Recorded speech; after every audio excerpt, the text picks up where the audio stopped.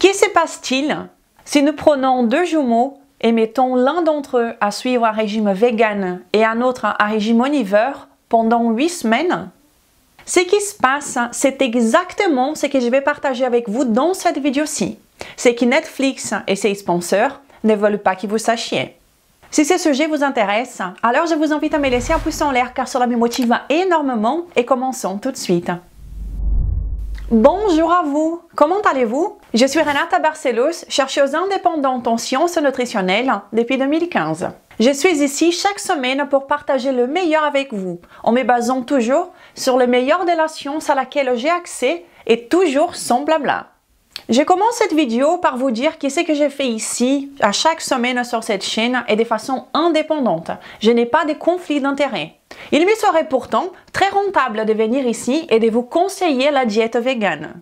Mais certaines choses, à mon avis, ne sont pas à vendre. Je place mon intégrité tout en haut dans mon classement des valeurs personnelles.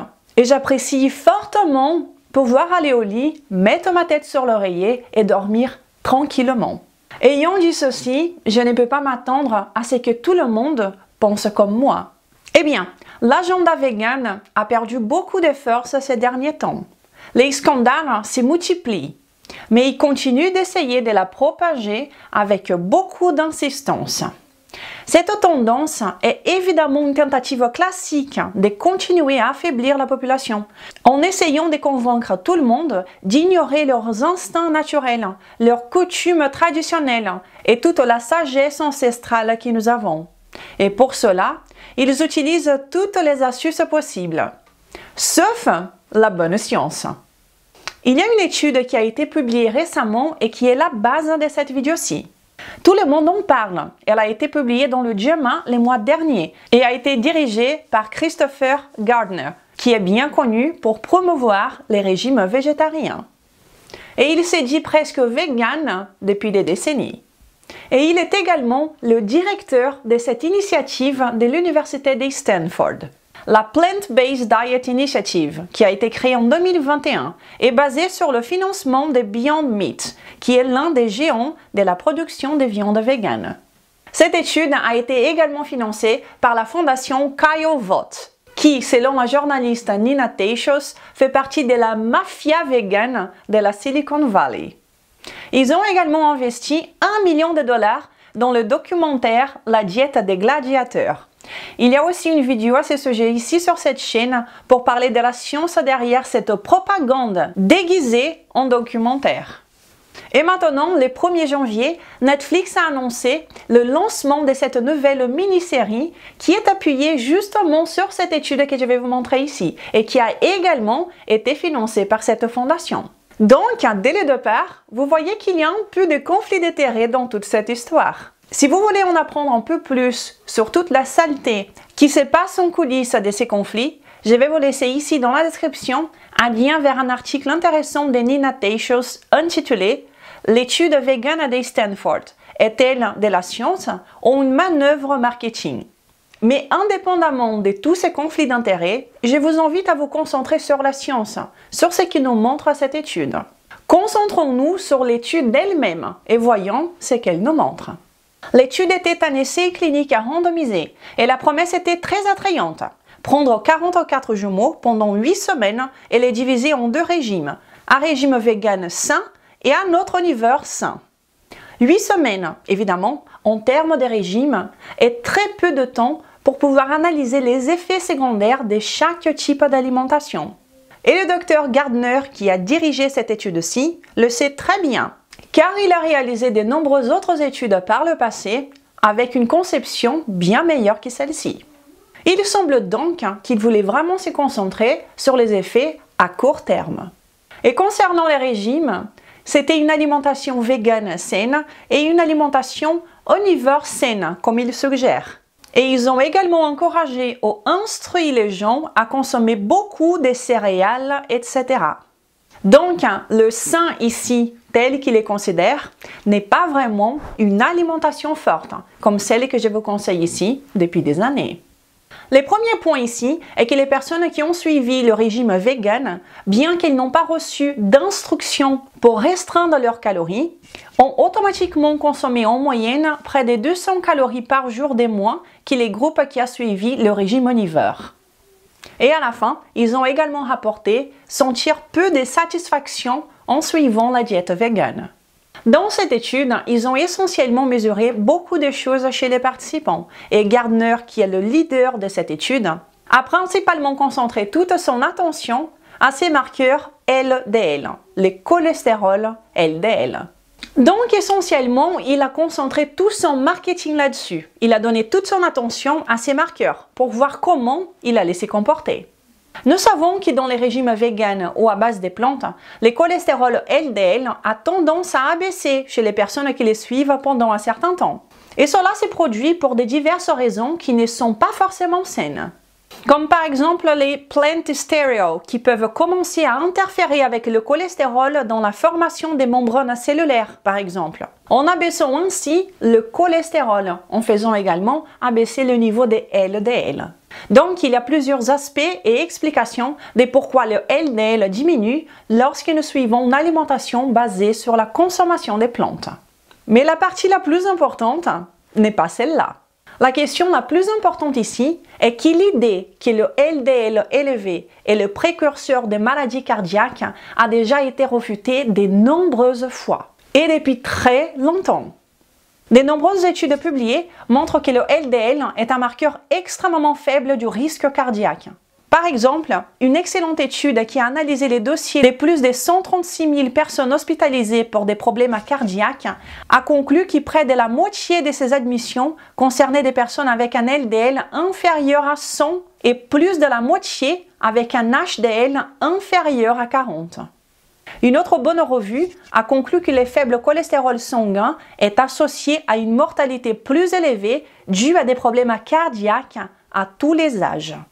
Malgré cela, les promoteurs de la diète végane continuent toujours et sans cesse de se concentrer sur cette question du LDL parce qu'ils le savent très bien qu'il diminue lorsque nous suivons ce type d'alimentation. Bien que la littérature montre que la baisse du LDL en soi n'est pas nécessairement quelque chose de bien.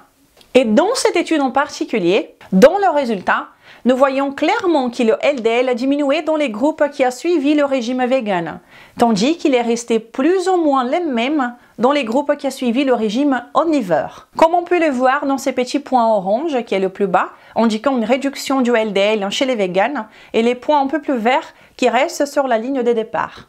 Cependant, il attire également l'attention sur un autre avantage qui s'est produit dans les groupes véganes, à savoir une baisse de l'insuline dans le sang, ce qui peut être une bonne chose. Rappelons-nous que les personnes qui ont participé de cette étude étaient saines. Et c'est exactement pour cela qu'on pourrait expliquer pourquoi ceux qui ont suivi la diète végane ont abaissé leur niveau d'insuline. Sans négliger le fait que comme ils ont mangé moins, c'est aussi naturel qu'ils abaissent l'insuline et ils ont également consommé moins de protéines. Les protéines élèvent l'insuline et bien sûr, la quantité de nourriture que vous mangez se reflète également dans la quantité d'insuline sécrétée par le corps. Donc, cela pourrait expliquer pourquoi les personnes qui ont suivi le régime vegan ont abaissé leur taux d'insuline. Mais ce qui n'a pas reçu beaucoup d'attention de la part des leaders de cette étude, ni de la part des médias qui ont couvert cette étude, eh bien, ce sont les choses moins bonnes qui se sont passées pour les gens qui ont suivi le régime vegan. Par exemple, une tendance intéressante à une baisse du HDL dans ces groupes, comme on peut voir ici sur le graphique. Le groupe vegan a une plus grande tendance à une baisse du HDL. Et tout cardiologue sait très bien qu'avoir un taux de HDL faible est beaucoup plus préoccupant qu'avoir un LDL plus élevé. Donc, ce n'est pas une bonne chose que cela s'est produit. En fait, la revue que j'ai mentionnée précédemment a dit que seulement moins de 10% des personnes admises à l'hôpital pour des problèmes cardiaques avaient un HDL de plus de 60. Et cela signifie que la grande majorité des personnes qui ont eu des problèmes cardiaques avaient un taux de HDL plus faible. Et en continuant, nous voyons également quelque chose qui n'est pas si bien. En fait, les triglycérides dans les groupes véganes ont également augmenté, Une autre chose que nous savons qui n'est pas nécessairement bonne, les triglycérides sont un marqueur de santé métabolique. Nous avons également vu une baisse connue de la vitamine B12, qui est si importante pour notre humeur, notre santé cérébrale, ainsi que pour la production d'énergie dans le corps. La B12 a également diminué, comme prévu, dans les groupes véganes. Ce qui est un énorme problème pour les personnes qui suivent un régime à base de plantes. Et enfin, il y a une légère perte de poids, un peu plus chez les personnes qui ont suivi le régime vegan. Mais la perte de poids en suivant ces types de régimes n'est pas nécessairement quelque chose de bien. Ce n'est pas une combustion des graisses pures, une perte de poids qui vous laisse plus sain, mais une catabolisation d'autres tissus du corps, comme les muscles. Et comme je vous ai déjà dit, les personnes qui ont suivi le régime vegan pendant la période de cette étude ont signalé peu de satisfaction à les suivre. Tout le monde le sait, ce n'est pas un secret pour personne, même pour les véganes, que les régimes véganes ou extrêmement basés sur des plantes avec une limitation d'aliments d'origine animale sont extrêmement pauvres en protéines de haute biodisponibilité, des vitamines B12, cholestérol, vitamine A sur sa forme biodisponible qui est le rétinol, diverses vitamines du complexe B, vitamine K2, calcium, vitamine D, fer, zinc, iode, sélénium, choline, etc. Et ce n'est pas pour rien que ces dernières années, nous avons vu un grand tas d'influenceurs véganes faire marche arrière et abandonner le véganisme.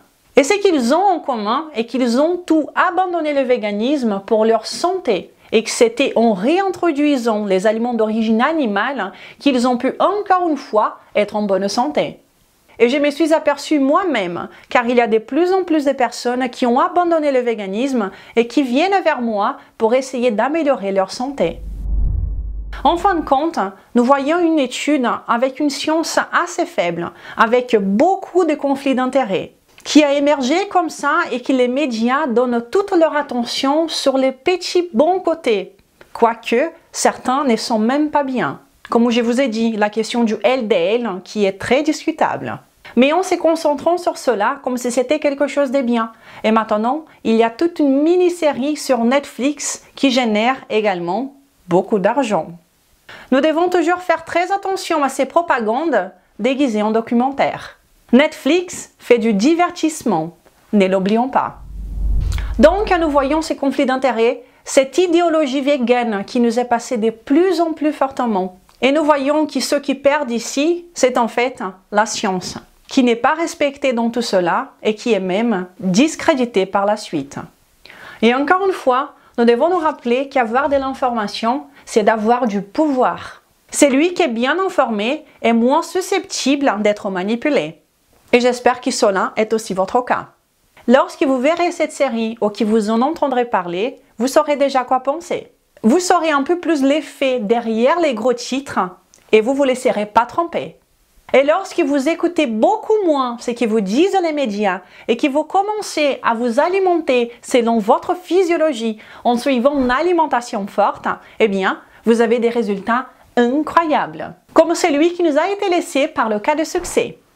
Je tiens à remercier Renata Barcelos. Depuis que j'ai vu sa vidéo sur les aliments à éviter après la ménopause, ça m'a changé la vie. Je ne faisais que grossir depuis 2017, environ 2 kg par an. Mais j'en étais à plus 14 kg, sans pouvoir rien faire. J'avais beau me restreindre. J'ai passé ma vie au régime. Rien n'y faisait. Depuis le 19 juin, décidé à changer mon alimentation, j'ai mis en pratique les conseils de Renata. Et au 19 décembre, je suis à moins 11,5 kg. Alors un grand merci Renata. Merci à vous Marie-Claude, je suis extrêmement contente d'apprendre ces changements. Bravo! Si vous voulez mon aide pour perdre du poids, vous avez deux options.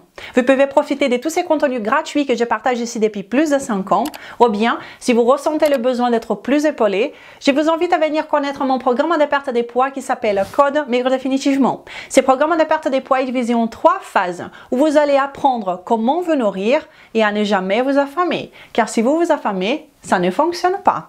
Si vous pensez que le code peut vous convenir, alors j'aurai l'honneur de vous accueillir parmi nous dans les groupes pour les participants du code. Un endroit incroyable où vous trouverez des recettes, des idées de repas, de la motivation ainsi que des vidéos directes avec moi tous les mois.